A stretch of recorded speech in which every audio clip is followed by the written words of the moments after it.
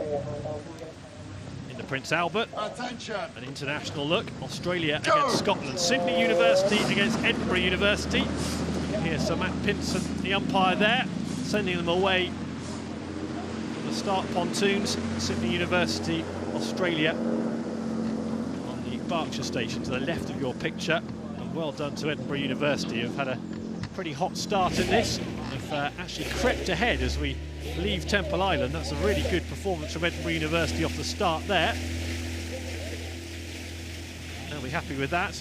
Yeah, absolutely. Edinburgh really had a very strong program over the last 5 or 6 years, you know, really helping develop Scottish rowing. Really good to see them move out strongly, but you know, that's the first 20 strokes of the race, but then it's about lengthening out and really getting into your stride, holding that boat speed, and you can see that you know, the Australian crew, Sydney University, you know, they've actually kind of picked up speed in that second 20 strokes.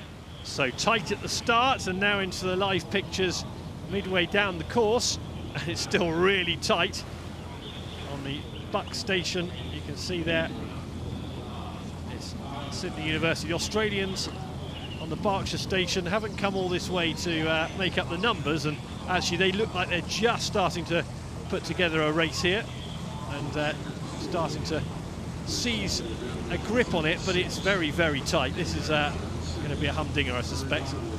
Yeah, to me it looks like the Sydney crew made a bit of a move, so you can see that they've upped the rate of striking, so the number of strokes that they're taking to try and take advantage at this point in the race and kind of move away. But I like how Edinburgh are actually really holding on, and what's great in this boat is you have the Coxes who are so aware of their positions and where they are against each other, giving that feedback directly to the crew, and actually Edinburgh really, really holding on very, very well here. Lizzie Dickinson, Edinburgh University Cox, you can see there. She's the nearest Cox to the camera, and then at the top of the picture, the Cox for Sydney University, Scarborough. Yeah, so, you know, Tim, look, you can see Sydney made that big move about 20 strokes away, 20 strokes ago. Then they moved slightly ahead, but Edinburgh held them, and now they've come back. And psychologically, this is very, very tough. When you throw in a big move like that to move away, and the crew holds you and then comes back, that's very, very difficult, very, very difficult. So it'll be interesting to see what happens now, because Edinburgh are really, really kind of moving very, very well in the second half of the race. You can see Lawrence Ellis in the stroke seat having a glance across over to his right to see what was going on in the Australia boat, the Sydney University Australia boat. And they've done really well there, haven't they? Edinburgh University, that move. I wonder if it'll be decisive. It's cat and mouse all the way down the track so far.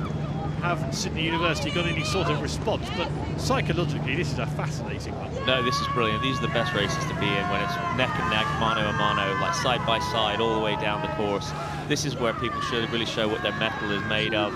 And this is where all the kind of physiological training that you've done, this is really what shows you've done for the rest, the rest of the year prior to here. And actually, do you know what? It's a fantastic race. They're both side by side, and they're coming here into the enclosures. This is where it really, really counts. In my day, we used to call it 1 minute. 1 minute is when you get to this course. Big screaming call, and you're throwing everything as you go towards the end of the line. Well, either of these boats could see their Henley continue or could be crashing out. This is going to be pressure for the next minute. The Prince Albert Challenge Cup. Edinburgh University made what we thought was a decisive move. Sydney University Australia have responded, and this is going to be very tight. So Matt Pinson, you can see there in the umpire's launch, keeping a tight eye on things. It's an immaculately rowed race in terms of the path the two boats have gone down. He's had a very quiet race, Matt Pinson, but look at this, it's so tight. As they come in front of stewards, you can hear the roar. Alex, where's your money here? Well, it looks like Edinburgh have a small lead on the progress board as they come up to the progress board, but it's very difficult to tell from this camera angle at the moment. This is really interesting. This is the interesting part of the race. What's unique about Henley? Henley is a little bit longer than the standard 2,000-metre race, and this is where a lot of the foreign crews get it wrong. And it looks like Edinburgh, to me, are going to get it right in that last 100 metres. So Edinburgh they've stretched ahead. You can see them on the Buck station there, moving ahead. A fantastic performance. And Sydney University Australia easing back to a length down. There's still 5 strokes remaining, and they're having another go, the Australians. Edinburgh University trying to hang on, and they will. Edinburgh University progress through in the Prince Albert Challenge Cup by half a length. against Sydney University, Australia. And that was a real treat in our second heat of the day. Fantastic race. What a fantastic race. What a